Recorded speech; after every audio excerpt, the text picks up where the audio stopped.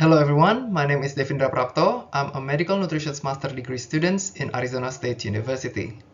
Today, I'm synthesizing what human studies tells us about steviol glycosides, or better known as stevia, and their effects on appetite, energy intakes, glycemic controls, and weight in adults with overweight, obesity, or prediabetes. I'll briefly set a public health context, define key terms, and then walk through the evidence from acute and sustained trials, finishing with clinical takeaways that we can use in daily clinical practice. Let's start with why these questions matters right now. The global diabetes burden is rising sharply. The GBD 2021 analysis projects over 1.3 billion people with diabetes by 2050, which mostly are type 2 diabetes. In that context, prediabetes is extremely common, and guidelines still emphasize that lifestyle modifications as the first line, most effective strategy to delay or prevent progressions, which includes diet quality, weight management, physical activity, sleep, and stress management. These are the main pillars. One of the most significant dietary problems where many people struggle is added sugar. So we want strategies that could lower sugar consumptions, but keeps food palatable enough to be sustained. That's exactly where Steviol Glycosides comes in. Steviol glycosides are high-intensity, non-nutritive sweeteners extracted from Stevia rebaudiana. The main compounds are steviosides and rebaudiosides A, and in some products they also include rebaudiosides M.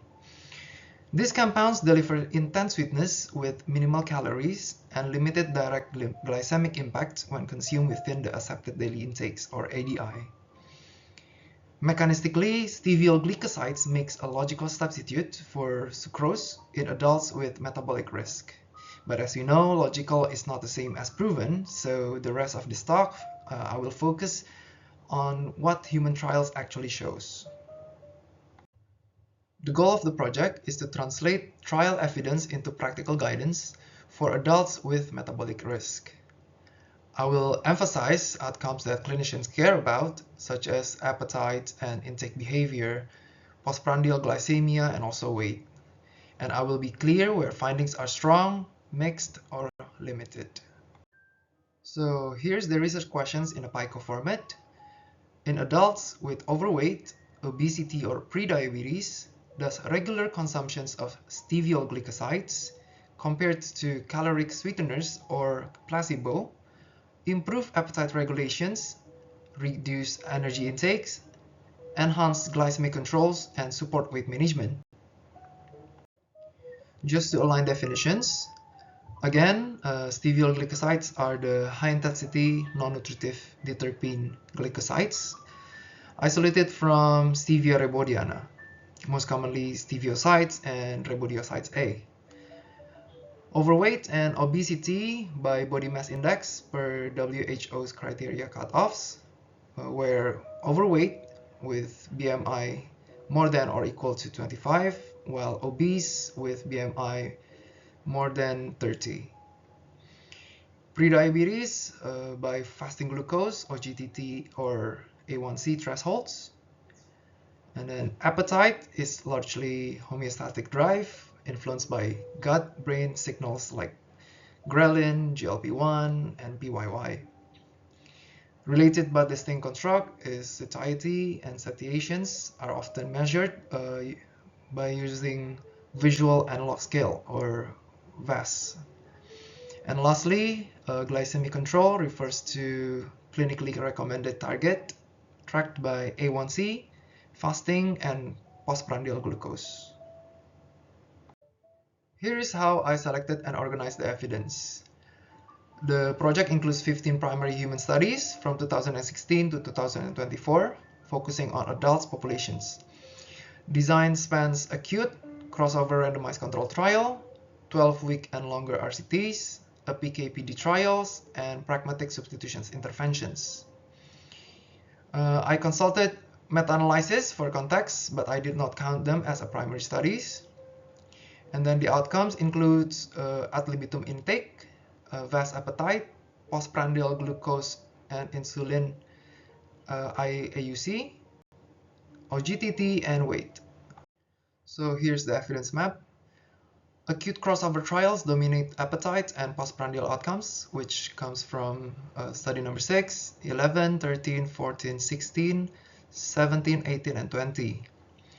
Sustained exposures come from study number 5, 12, 19, 22, and 23. The PK/PD OGTT work in type 2 diabetes is from study number 15. Pre-post or short sustained design includes study number 21 and 22. And populations range from healthy to insulin resistance, prediabetes, and type 2 diabetes.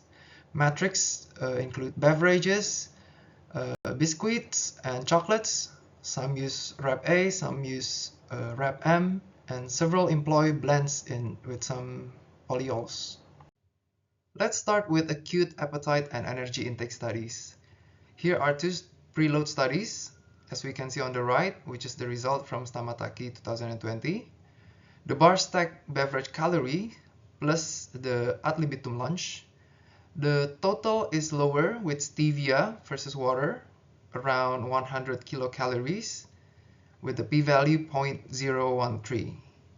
There is no glycemia or attentional bias differences, so this shows an intake effect. On the bottom figures, these are from Farhad 2019. The 24 hours intake panels shows no difference across preloads, but the VAS visual analog scale panels shows a lower hunger and desire to eat with stevia versus water with p-value 0.05. These two studies shows that stevia can nudge appetite ratings and the next meal, but the whole calories for 24 hours don't always affect it. Before we switch from water to sucrose comparisons, I want to show one quick mechanism slide. This is an acute double-blind fMRI studies in healthy adults from Stamataki 2022. Here we can see, following the time course, after drinking, activity in taste reward regions drops. With glucose and maltodextrin, that drops happens early, about 10 to 20 minutes, and then fades.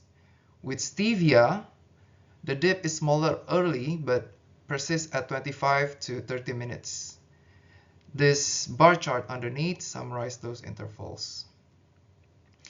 And on the right side, here are the brain maps, which shows the clusters of insula, thalamus, and caudate. The study shows that on food cue task, water actually increased visual cortex response after drinking, whereas stevia and the caloric drinks did not. So mechanistically, stevia doesn't appear to ramp up cue reactivity. If anything, it shows a modest, later, and longer-lasting attenuations in this network. This lines up with the small behavior effect we just saw.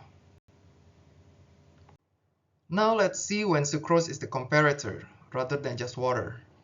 Here on the right, we can see the result by Tay 2017 that separates fixed breakfast, ad libitum lunch, later meals, and the test drinks.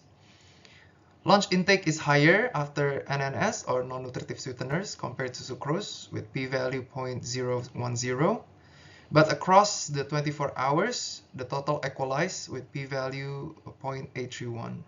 This shows a classic compensations. And at the bottom here, we can see the results by Almiron Roig 2023 that shows 24 hours energy across beverages blends that looks very similar, with only small shift in the visual analog scale. So here's the stevia Rab-M plus mogrocyte.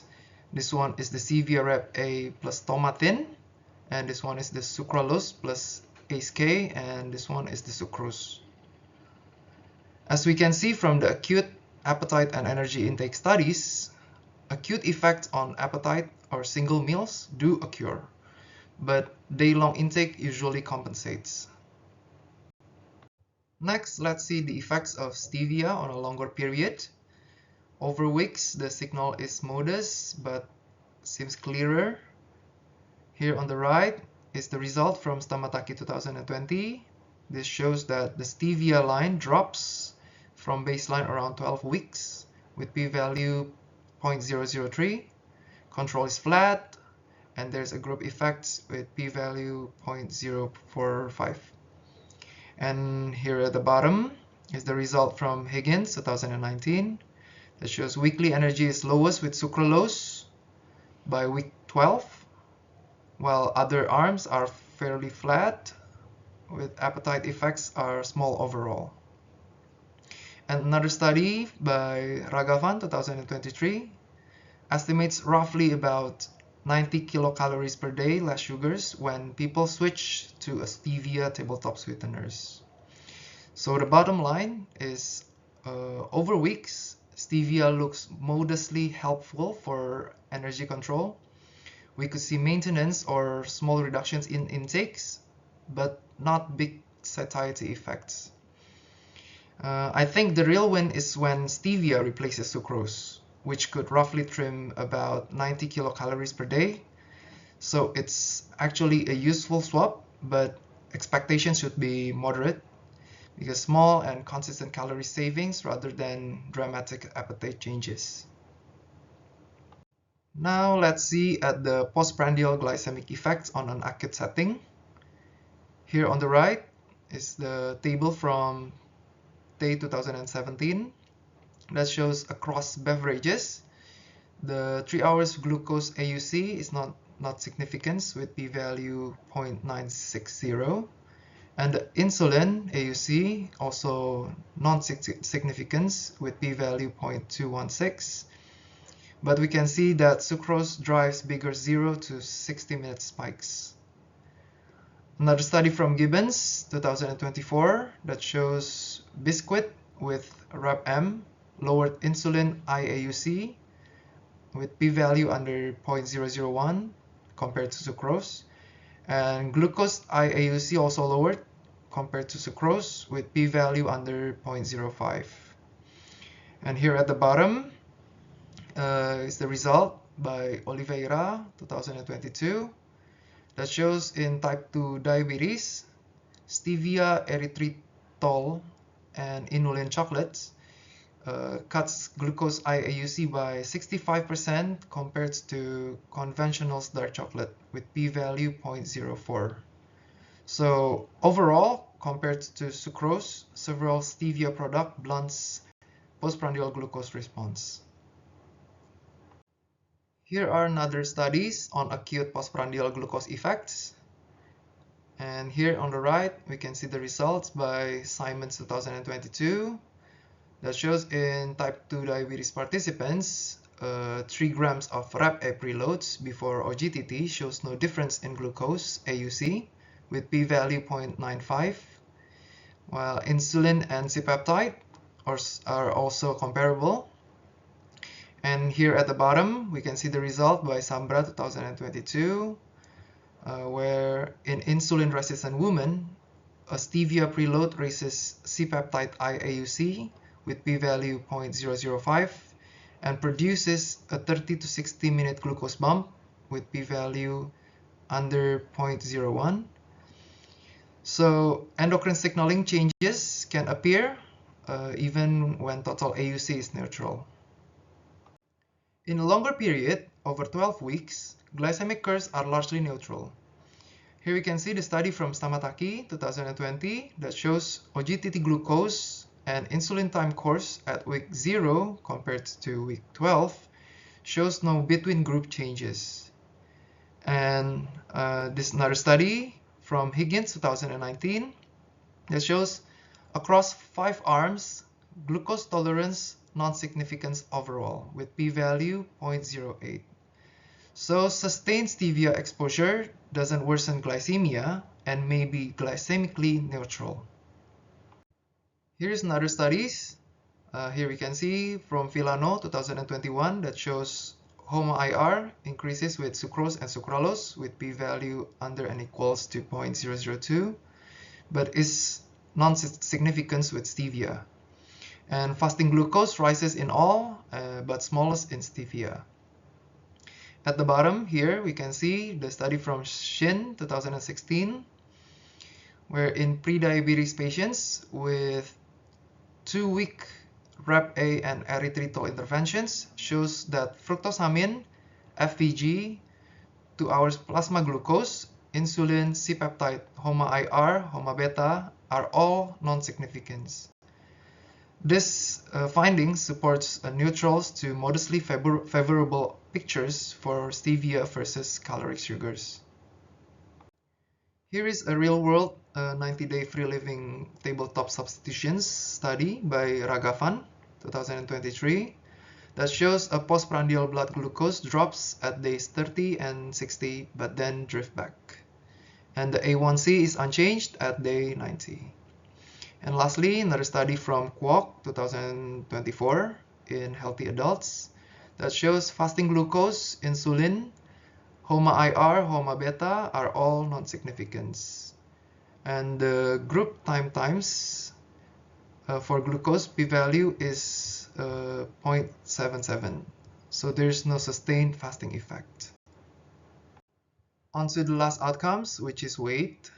First, here we can see the study from Stamataki 2020 that shows that weights are maintained with stevia about minus 0.22 kilograms compared to gain weight in control, which is plus 0.89 kilograms. And here's another study from Higgins 2019 that shows over 12 weeks, sucrose and saccharin's arms are gaining weight with p-value under n equals to 0.02.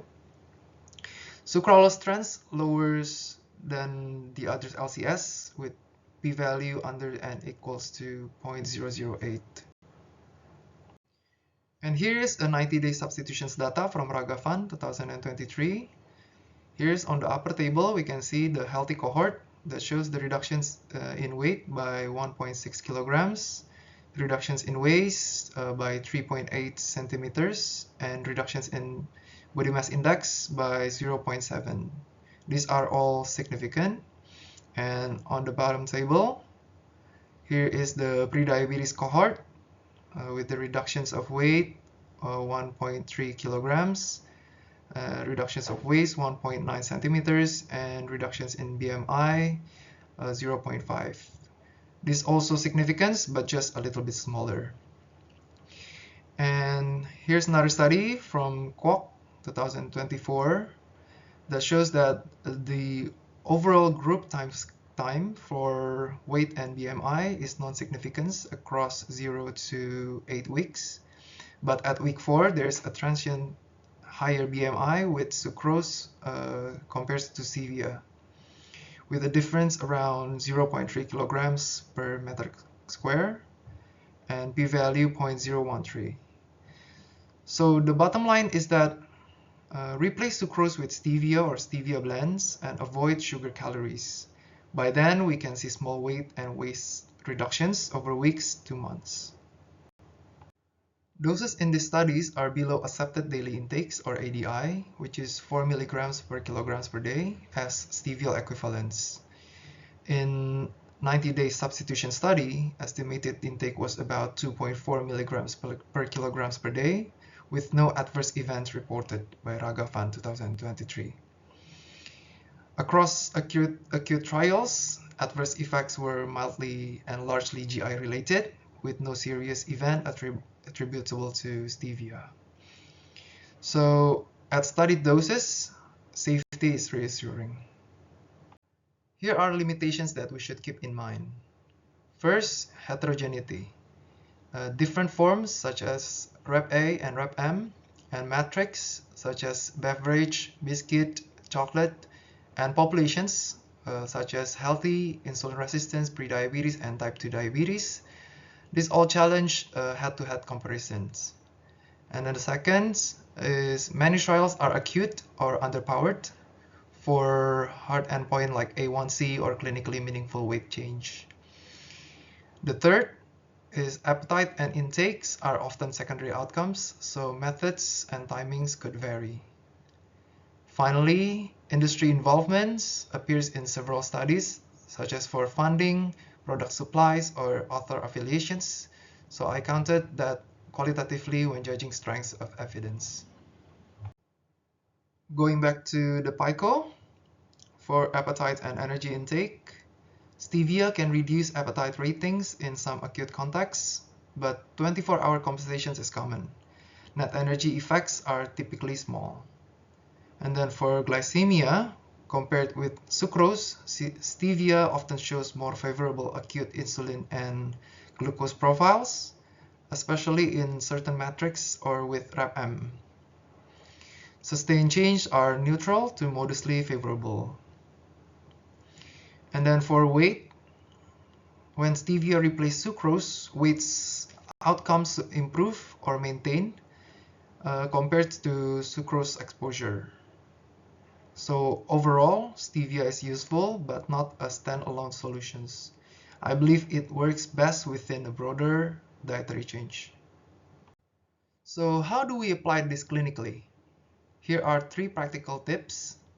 Number 1, target high sugar items that patients consume frequently, such as sweetened beverages, coffee, tea, or desserts, and replace sucrose with stevia to reduce glycemic load.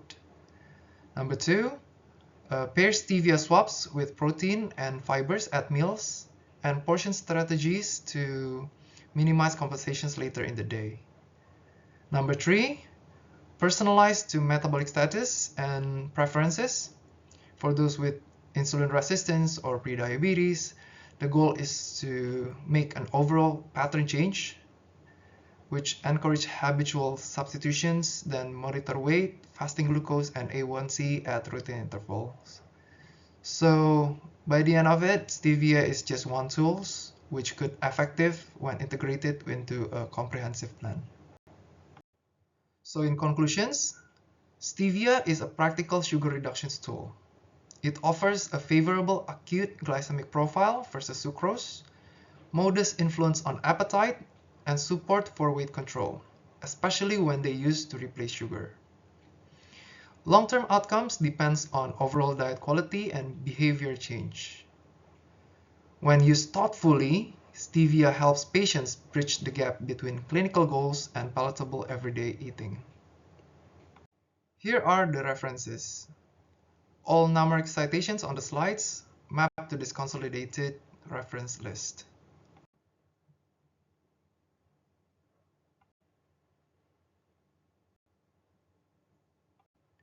Well, I hope these presentations could help us understand more about steviol glycosides and possibly open a new door to preventions and management strategies for obesity and diabetes. Thank you, everyone.